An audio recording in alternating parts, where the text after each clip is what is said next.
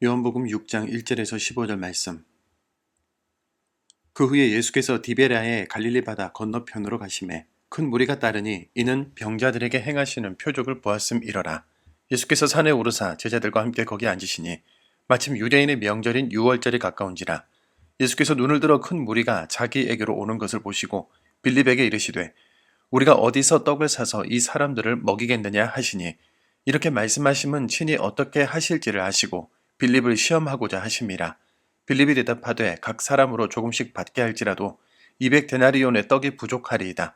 제자 중 하나 곧 시몬 베드로의 형제 안드레가 예수께 여짜오되 여기 한 아이가 있어 보리떡 5개와 물고기 2마리를 가지고 있나이다. 그러나 그것이 이 많은 사람에게 얼마나 되겠사옵나이까. 예수께서 이르시되 이 사람들로 앉게 하라 하시니 그곳에 잔디가 많은지라. 사람들이 앉으니 수가 5,000명쯤 되더라. 예수께서 떡을 가져 축사하신 후에 앉아있는 자들에게 나눠주시고 물고기도 그렇게 그들의 원대로 주시니라. 그들이 배부른 후에 예수께서 제자들에게 이르시되 남은 조각을 거두고 버리는 것이 없게 하라 하시므로 이에 거두니 보리떡 5개로 먹고 남은 조각이 12바구니에 찼더라.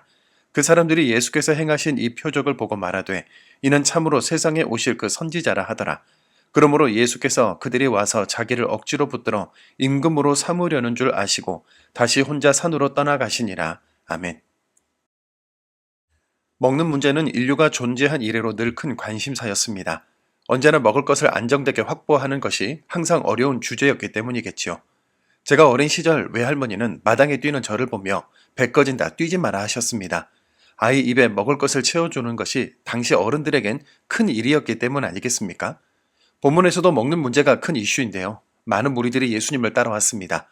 통신시설이 발달하지 않은 상황에서 사람들이 갈릴리 바다 건너편에 예수님을 수소문해서 찾아왔다는 것도 놀라운데 모인 남자 성인의 수가 5,000명이나 되었다는 것은 당시 예수 공동체에겐 정말 깜짝 놀랄 만한 일이었을 것입니다.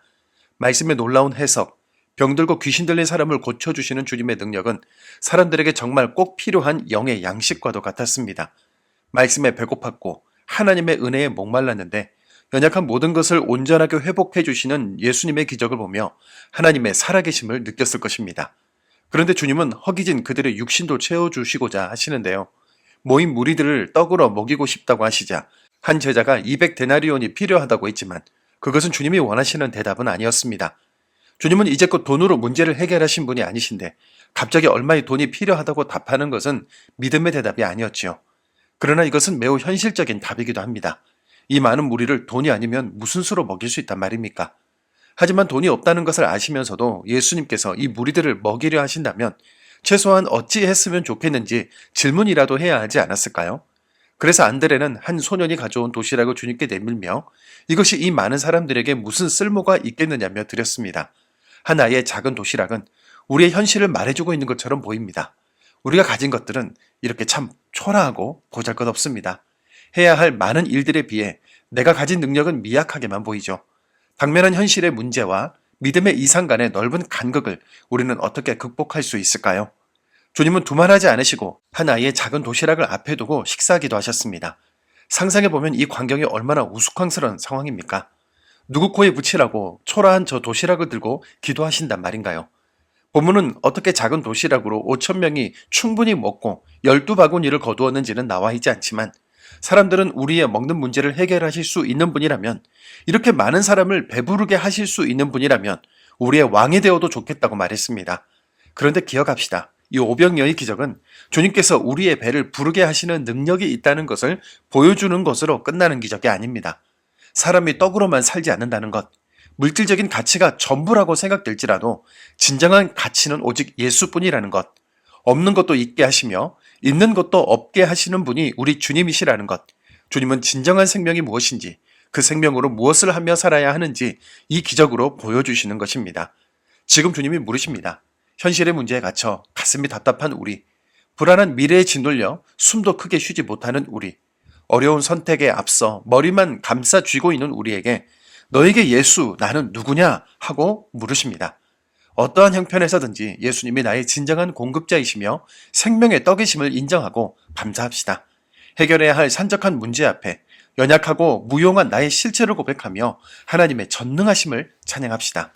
광대하시고 위대하신 하나님께서 나의 모든 필요를 직접 채워주실 것입니다. 생명의 떡이 되어주신 주님, 우리의 근본적인 필요를 채워주시고 영혼의 목마름을 해갈해 주셔서 감사합니다. 배고픈 줄도 모르고 목이 마른 줄도 모른 채 바쁘게만 살아온 우리가 비로소 나의 왕이신 주님을 뵙습니다. 그리고 우리가 가진 작은 도시락과 같은 믿음을 주님께 드립니다. 겨자씨만한 믿음만으로도 산을 옮긴다고 하셨사오니 오직 주님만으로 살게 하여 주옵시고 예수 생명으로 사명을 이어가는 참 제자가 되게 하여 주옵소서. 먹을 것만 찾아다니는 삶이 아니라 하나님 나라와 영원한 생명을 이어가는 참 그리스도인이 되게 하여 주옵소서. 예수님의 이름으로 기도드립니다. 아멘.